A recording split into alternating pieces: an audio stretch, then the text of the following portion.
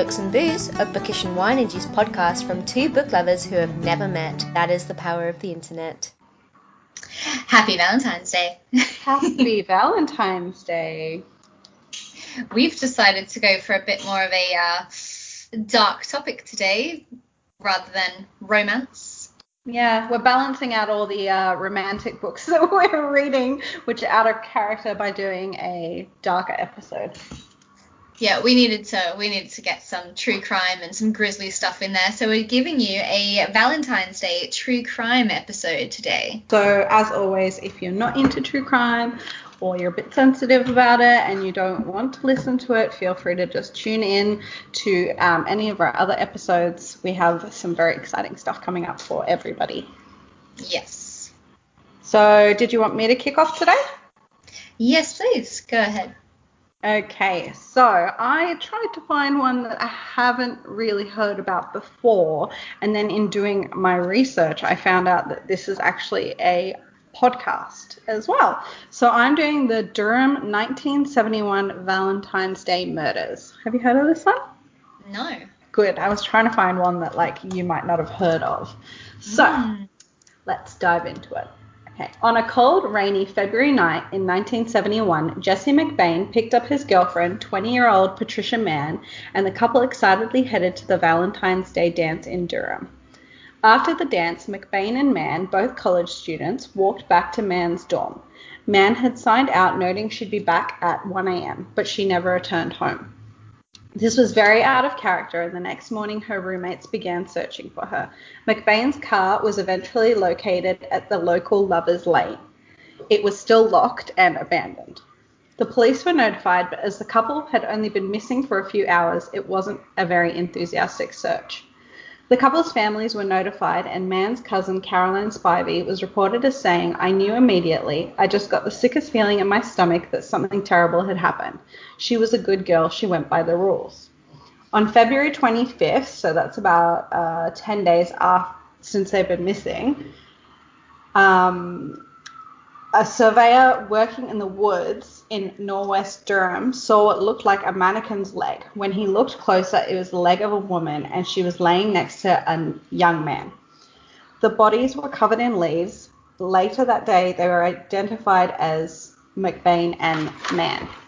Their hands had been tied together with thick rope behind their backs to a tree, and the ropes were stretched tight and knotted around their necks.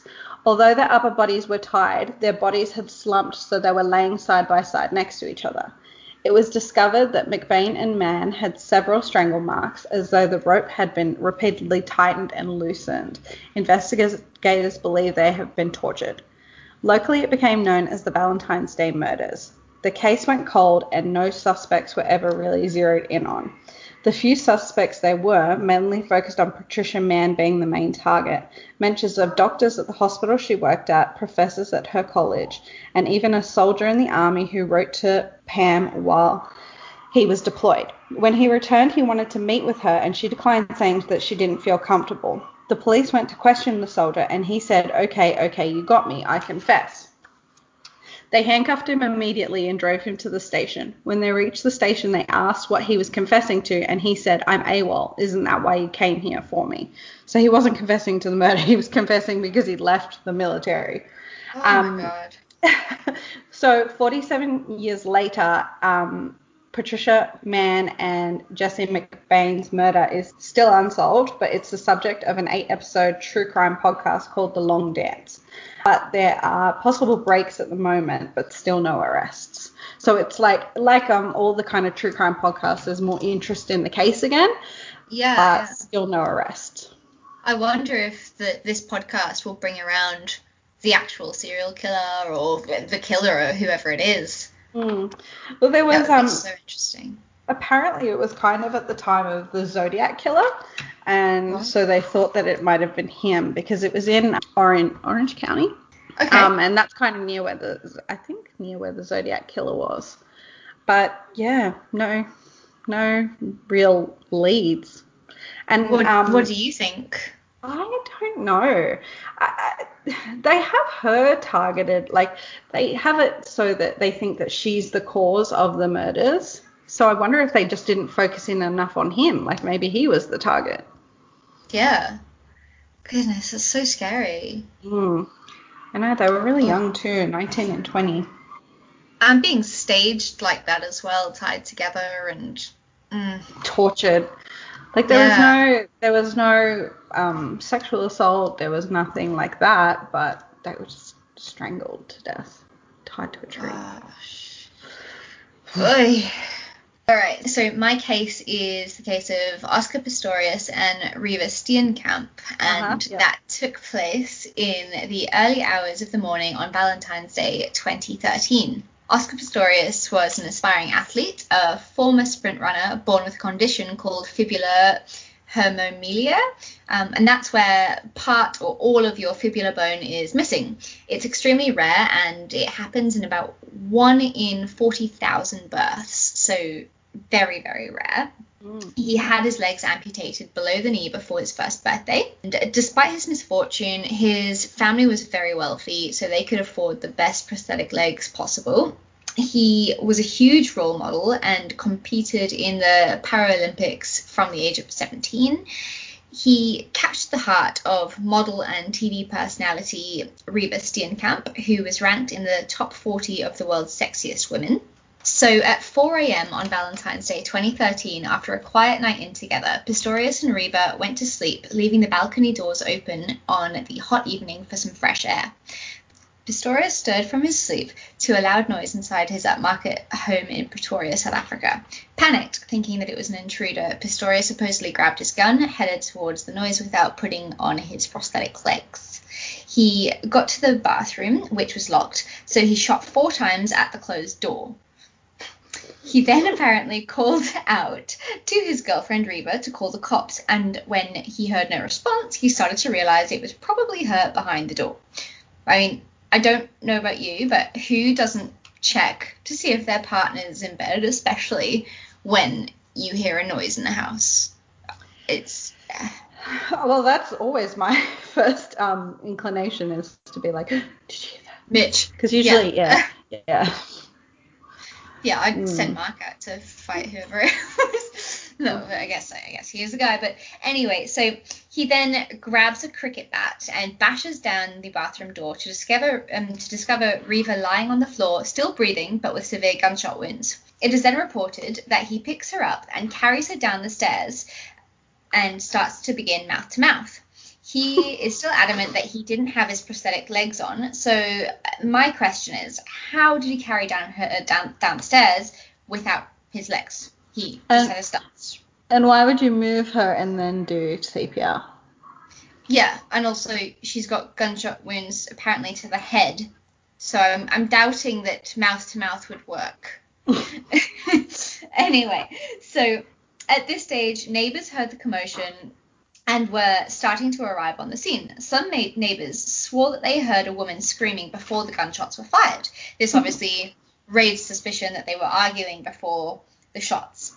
One neighbour was a doctor and tried to save Reeva's life, but it was too late. He later testified in court, saying that Pistorious was begging Reeva to stay with him throughout the whole ordeal and seemed to be in complete shock.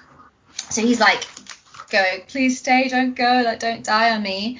And so he was also extremely dramatic in the courtroom, breaking down, sobbing with snot all over the place and throwing up when pictures of Reeva's wounds were shown to him.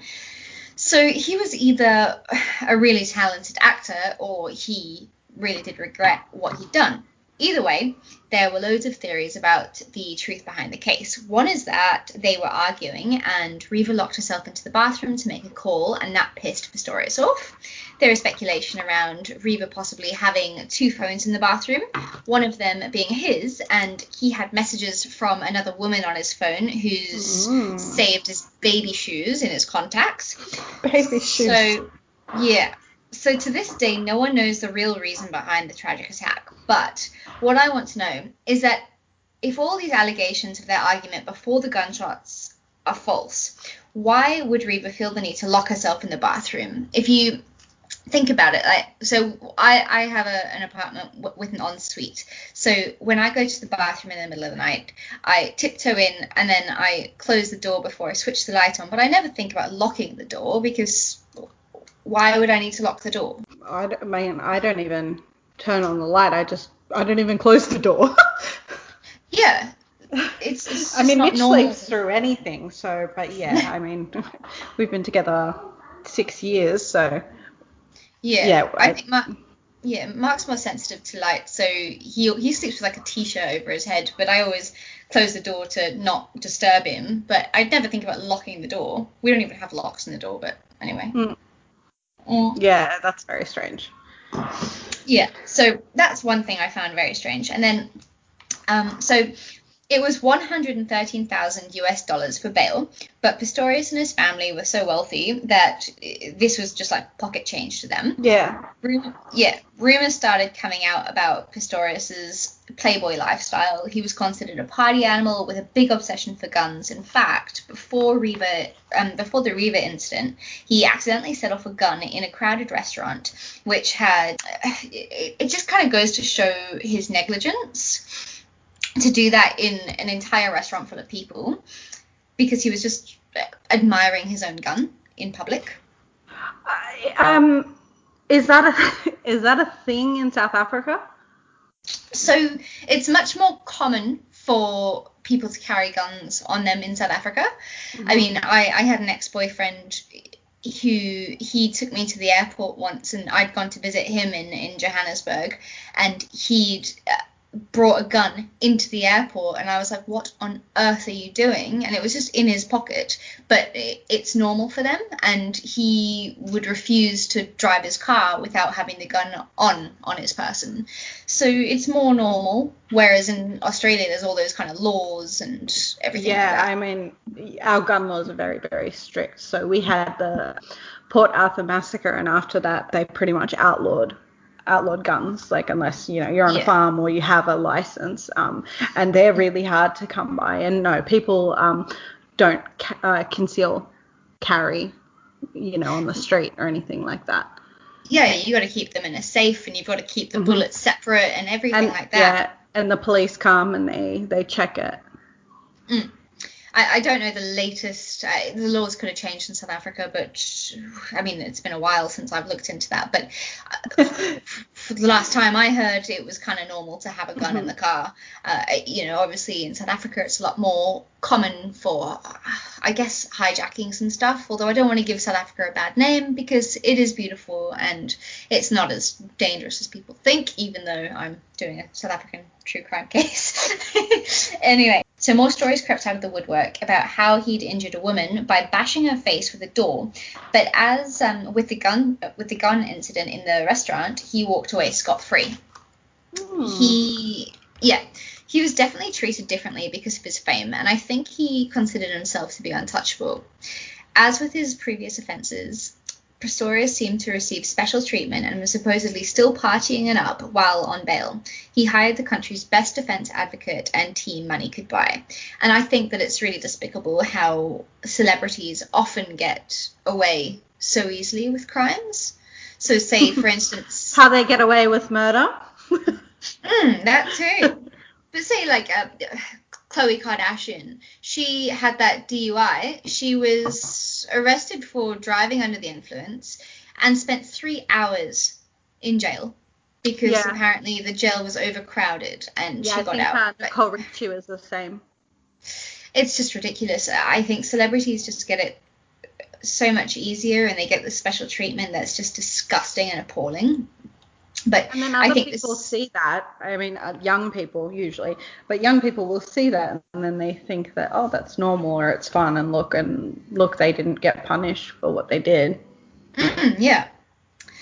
And then, so ex-girlfriends started to trickle in, reporting him to be controlling and possessive when they were with him, and that he had a lot of rage inside. He apparently had a very short fuse, and friends of Reeva even came forward, saying that she'd confided in them before her death that she was scared of him and said he was insecure and jealous.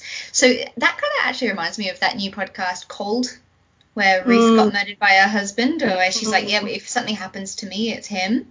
I love that podcast. I'm still busy with it.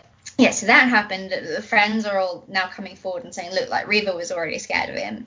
And Another very striking thing about this case is that the gunshots to the door of the bathroom were high up and pointing down, making it impossible for him to have shot the gun without his prosthetics on. Yet he still claims to have not had them on, which it's impossible. So there's a lot to question about this case, and I'll admit that when it happened, because it was South African and very close to home for me, and I know people involved, I actually was on Oscar's side for a while. I believed that he was innocent, or that he really did think it was an intruder,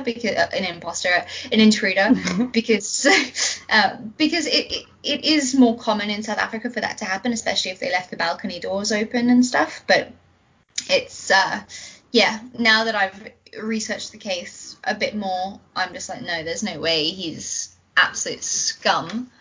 Mm-hmm. And so now he is in jail. His overall sentence is 15 years, I believe. And that's the sentence imposed for murder. He's already served 2 or 3 years, I think. The mother of Reeva says that it's too lenient on a sentence, but is pleased to have justice for her. On the 24th of November 2017, it came out that he needs to serve half of the sentence before being considered for parole. So he's got the possibility of parole in 2023, and he has already appealed the new sentence and wants the 6-year sentence he was originally given reinstated. 6 years for murder. 6 years for murder. Doesn't seem fair, does it? No, it's ridiculous. And I think he's disgusting. And I don't know how true this is. This is all just speculation and things I'd heard over the years. But apparently, while he was still in jail, he started dating some little girl. Not little girl, like she was probably like 20 or something. Like while going through the trial for Reeva's murder. And some chick was dating him already. I was like, what on earth are you doing? That kind of paves the way into conversation about people. You know how the Ted Bundy tapes have come out on Netflix, and people again are like talking about how attractive Ted Bundy is. Ugh, he's got a unibrow. Not only that, like he murdered so many people. That is I know that much. Like that's not hot. That's disturbing. And people were actually writing to him in jail, weren't they? And confessing their love for him. But that's what they did to Charles Manson too. Like he had so many women that were like fawning after him in prison, and that's disgusting. I don't understand the rationale behind it. There's no appeal to it whatsoever. Who would? I don't know. I guess like-minded people find each other, and they're obviously completely sick and twisted, but why would you want to be with someone like that, honestly? I would not. I mean, there's a lot of articles going around saying to people that it's a dangerous way of thinking that, you know, Ted Bundy is attractive. Have you heard that Zac Efron is going to be playing Ted Bundy in a movie? Yeah, and I've seen some previews for it, and he looks really good in the role. I mean, he's obviously a very attractive man. Zac Efron, not Ted Bundy. Ted Bundy is gross and disgusting, and yeah. And I'm sure that's where a lot of the appeal is probably coming from, is the fact that Zac Efron is playing him. But again, he's acting. Yeah. To cast Zac Efron? Yeah, I think that Zac Efron's doing a great job in trying to sway people away from the sexualization of him, and he's really trying to show that it's not about his attractiveness whatsoever. It's about the case and stuff like that. But I don't know, someone like Zac Efron is going to raise a lot of attention for the women, and I just think it's a massive mistake for the case, and you don't know what people could think or conjure up in their minds from that. I just don't agree with it. I think they should do someone a lot more ugly, or give Zac Efron a unibrow. He does look a bit like him, though. I've seen some of the photos, the side by sides. It's very, very fascinating. But I mean, he's doing the same thing kind of Penn is doing with Joe for You, where he's saying, like, to people, Joe is a murderer, he's a psycho, he's a stalker. Don't like me. Yeah. Yeah, he's not someone to lust after. I wonder why people do it. I don't understand. Yeah. It's just, I get the bad boy appeal, but that's going too far. Yeah, it's not like a guy who rides, I don't know, motorbikes or. No. Yeah. He's not just smoking marijuana and having a night in jail. He's fucking killing people and ugh. Yeah. So how were the Ted Bundy tapes? I haven't watched it yet. I've watched 2 episodes, and then Mitch wanted to watch it with me, so I was waiting for the other 2, but he isn't as interested in it. I think they're a bit flat. I don't know. Okay. I was expecting more. Oh, okay. But I mean, it's good. It's interesting hearing him speak, and you can definitely hear the charisma that he, like everyone talks about when they talk about Ted Bundy, is that he was very charismatic and he could get people to do kind of what he wanted. And it's definitely well done. I mean, Netflix does all their documentaries very well. Yeah. I think I get a bit bored with documentaries after a while, which is kind of why I lost my pace with The Staircase. I didn't finish that. I need to, because I really want to know what happened and the outcome of the show and stuff. But I don't know, there's something about documentaries that just, I need to be in the mood for them.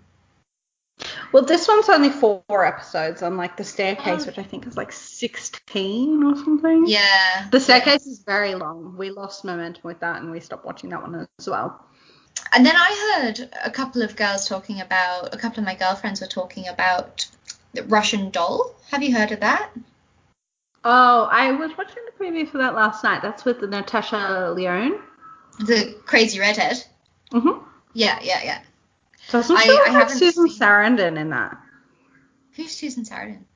Oh, do you watch Stepmom? No. Stepmom? Or no, I'm like, people are going to be yelling and saying what Susan Sarandon is in. I can't even think. I just know the crazy redhead from American Pie. Yeah, American Pie, and she's in Orange Is the New Black. She's really good. Yeah. So, I don't know, a lot of murderinos have been saying that it's excellent. So, I really want to give it a try, but it looks a bit silly to me. I don't know. Yeah, it's on my list of things to watch, but I've got so much to watch. Not enough time. I know. What are you watching at the moment? Well, I'm just, because I always list my boozy banter when I'm writing up my notes for the episodes, and I actually haven't written anything that I'm watching. I'm watching The Marvelous Miss Maisel, which I think I mentioned on another episode, so I'm still working my way through that. And then Mitch and we're watching Scrubs. Did you ever watch Scrubs?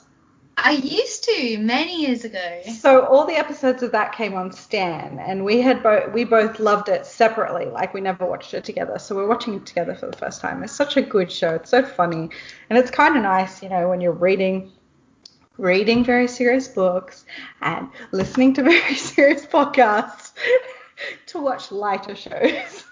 Yes. Yeah, it's good to have that little bit of a break. Otherwise, you're going to be a really depressed person. Although I have been reading like a fair amount of contemporary, like, because it's Valentine's Day, so trying to read some like the more love stories on my shelves, and that's been kind of nice. It's been a nice little break, but that leads me into the book that I read in about 12 hours, which was no exit. Like, it didn't take me 12 hours, but I read it in the span of 12 hours. I want to read it so bad. It was so good. No Exit by Taylor Adams. So I'll just read the synopsis quickly.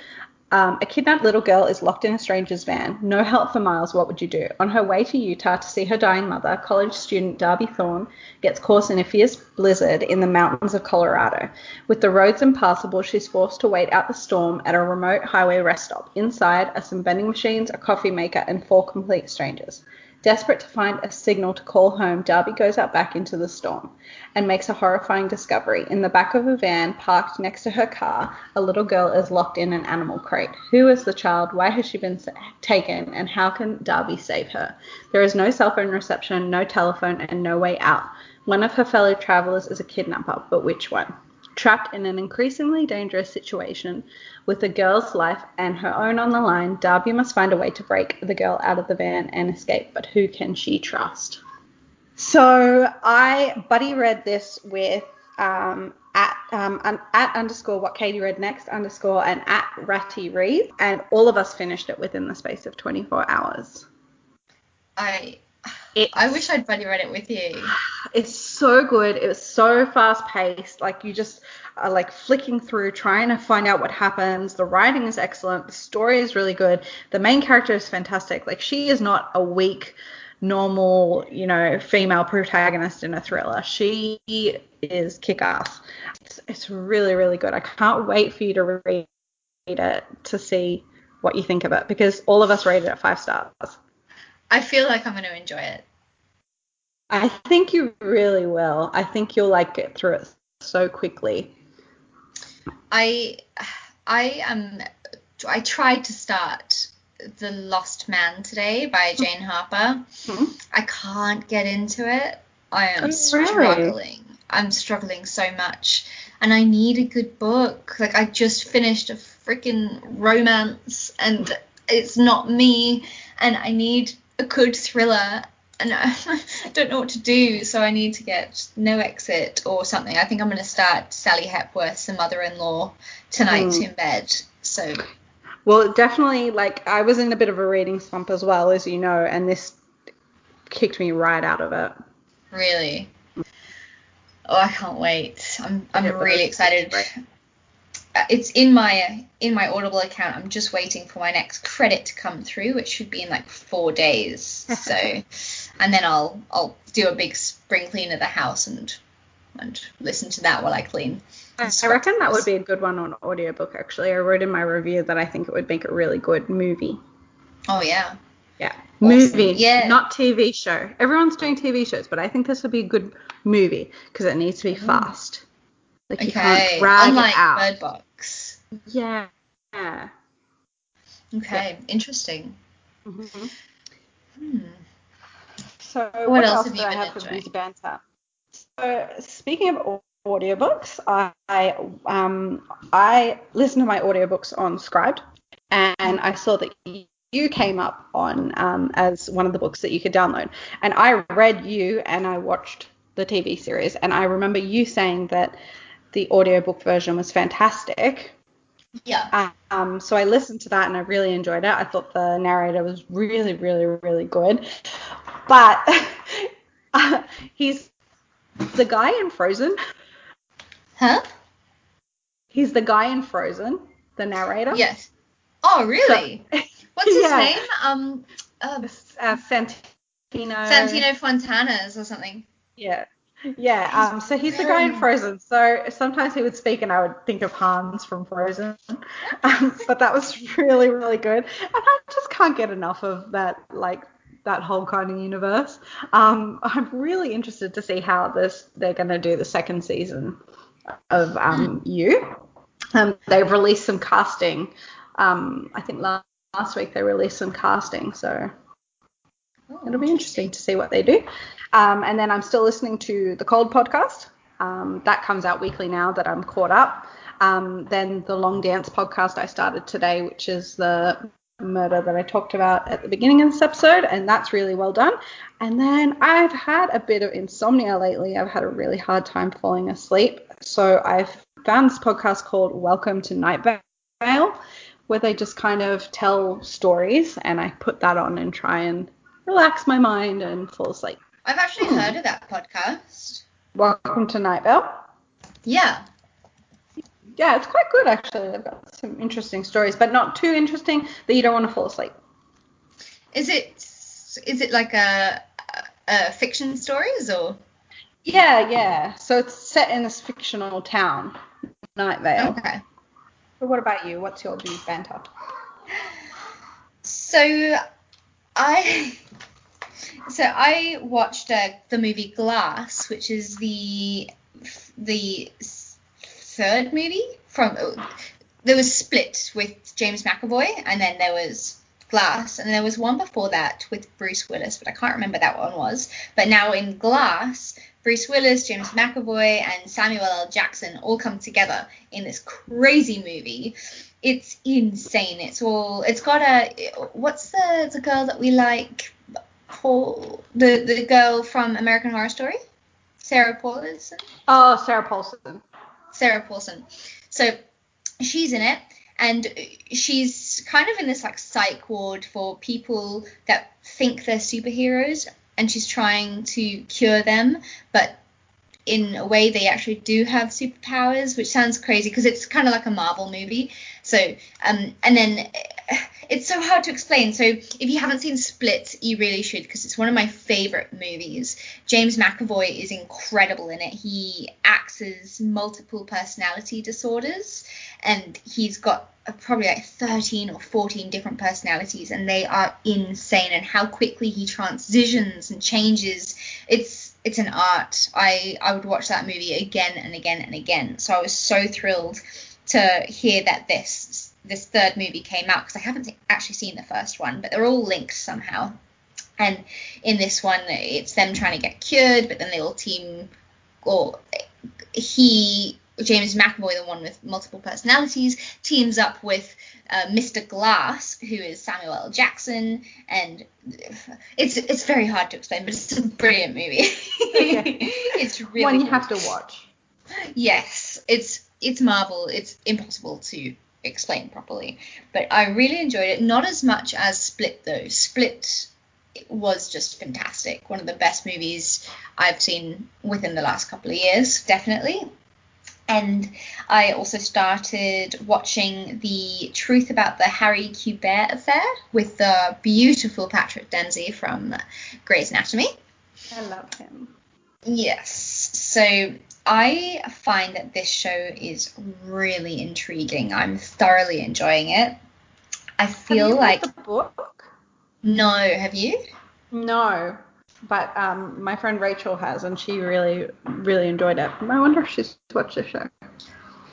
Well, I like to read the book, but now I feel like I'm too far invested into the show. So it's this guy he's a writer, and he came to Maine, and he starts kind of a relationship with a much younger girl, and eventually her body's discovered in his backyard, and it's how he gets arrested for it, and his kind of this protege or something, like the young writer that's inspired by him, is trying to help him out of this murder or something. But it's very interesting. I'm finding it really enjoyable. Mm-hmm. Mark thinks it's really slow paced, but he doesn't like slow paced stuff. Like, I don't mind it if it's intriguing and eerie. So I'm really enjoying it. Yeah. So there's this movie on Netflix called He's Out There. Mm-hmm. And I wasn't really sure what to expect, but from the preview I was like, oh, this looks a bit like The Strangers. It's not paranormal. It looks like it could actually happen. It's this mother and her two daughters, and they're in this cabin for the weekend. I think they're waiting for her husband, their father, to arrive and stuff, but obviously he never arrives, and there's this dude that is trying to kill them, and it's how they fight and all that stuff and what happens. But I really liked it. I thought it was really suspenseful. I know it's just like a average run-of-the-mill kind of thriller things, but I like those. They just give me that heart hammer that I love in a movie. So they're the three things TV-wise that I've been enjoying, and then I finished The House of Second Chances by Esther Campion today. Mm-hmm. And it's really good. She's coming onto our podcast. It's very different from what we're used to. because it's a romance. But what I did like about it, just for those that might want to pick it up before we interview her and listen to that episode, is that it's got this beautiful kind of switch between an Australian setting and an Irish setting, and that makes the dialogue really interesting.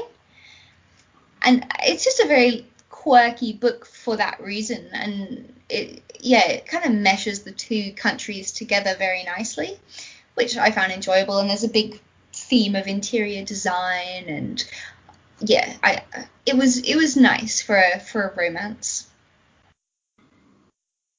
Nice. So and that's about it. Besides The Lost Man by Jane Harper, which I tried to start today and could not get into. It's a lot more character based than the other ones, I think. Like I mentioned, I've been in a bit of a slump, so I've started The House of Second Chances, but I'm not as far into it because I started No Exit and couldn't put that down. Yes, and I need to read that book because I feel like I'm in a slump. Yeah. We need to listen to our reading slump episode again. I think that's like episode 2 if you want to go way, way back in the archives. Yes. Let's see where we started. And I think when we release this episode, it might be the last day for you guys to vote for us in the Australian Podcast Awards. If you haven't already, can you please vote for us? Yes, we have had a couple of votes today, actually. I'm quite excited. Although we were we were number 1 in the arts and literature section. Mm-hmm. And then other podcasts can join whenever they want. And another podcast joined probably last night or this morning and has just blown the shit out of us. Yeah. And they now, in the space of one day, have over 700 votes, which is gut-wrenching because we were doing so well. But that's what happens when you're up against celebrities and you're mere mortals. Yes, but we're trying. So if anyone wants to help us, it would really mean the world to us because we are mere mortals and we need your help. All right, well, shall we leave it there? We shall. All righty. Everybody have a lovely day. I'm going to go scare myself with The Strangers too. Bye. Cheers.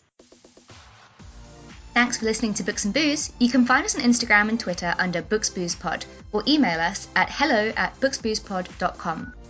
We're also on Patreon if you'd like to support our podcast by donating as little as $2 a month.